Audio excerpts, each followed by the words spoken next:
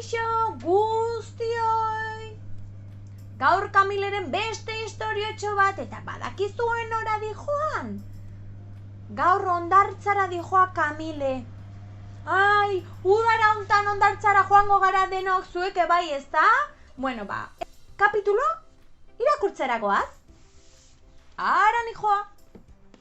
Aita, ama eta Kamile izeba idoiaren etxera joan dira.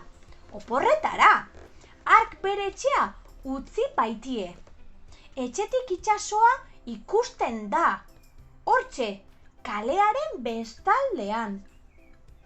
Zoragarria da. Eta gainera, aurten matxin, Kamileren lehengusua joan da beraiekin. Hondartzara abiatu dira laurak, eskutik eta pozik. Aitak, arkaitz handi baten ondoan luzatu ditu hondartzako oihalak, erdi itzaletan. Kamilek azkar-azkar erantzi ditu arropak uretara joateko, eta amak matxini bainu jantzia janzten lagundu dio.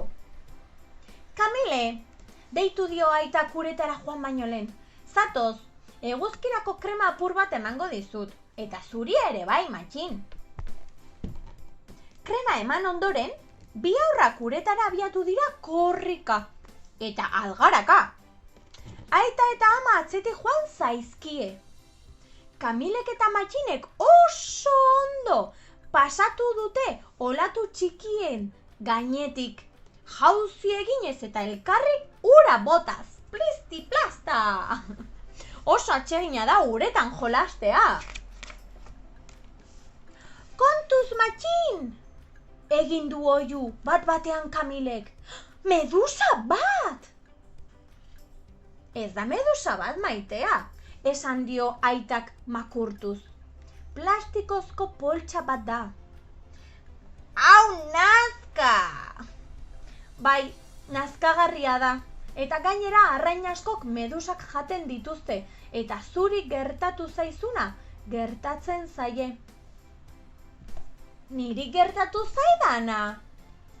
Bai, azaldu dia aitak aurrei. Medusa bat dela pentsatzen dute, eta plastikozko poltsak jaten dute. Baina hori txarra da, esan du matxinek.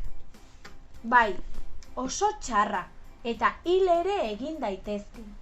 Ez dago ondo plastikozko poltsak uretara botatzea. Ez dituzte uretara botatzen, azaldu dio amak. Jendeak hondartzan ahaztuta uzten ditu. Eta gero, marea igotzen denean, hondartzan dagoen guztia eramaten du urak. Jendeak ahaztuta utzi duen guztia.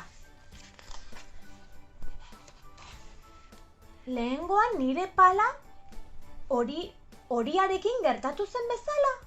Galdetu du matxinek. Bai, itsasoak eraman zuen eta beste hondartzaren batean utziko du. Beraz kontuz ibili behar da. Bai, maitea, esan dio amatxok. Aita, plastikozko poltsa zakarrontzira botatzera joan da. Eta itzuli denean honela egin du oihu. Uretara iristen azkena ipurdik izena. Uretan luze jolastu ondoren guztiak kanpora irten dira. Aitak Kamile lehortu du, amak matxin. Eta gero askaria atera du. Nork nahi du opil bat? Nik! Egin du oihu Kamilek. Nik ere bai! Esan du matxinek. Eta nik, esan du azkenik aitak. Baina ez dira inoiz paperak lurrera bota behar. Hondartzan ez gaudenean ere ez, esan du Kamilek. Poltsan gordeko ditugu, eta gero zakarrontzira botako ditugu etxean. Ederki, horixe egin behar da. Bai, gure altxorrak ondo zaindu behar ditugu. Eta bukatu da, gogoratu, hondartzara joaten zaretenean, beti poltsa bat eduki behar da zakarra botatzeko, eta bestela Hondartzako zakarrontzietan bota, baina hondarretan zikinkeririk ez utzi. Gero, uretan bukatzen da, bale? Muxu potolo bat, eta beste bideo batean, beste istorio bat. Agur!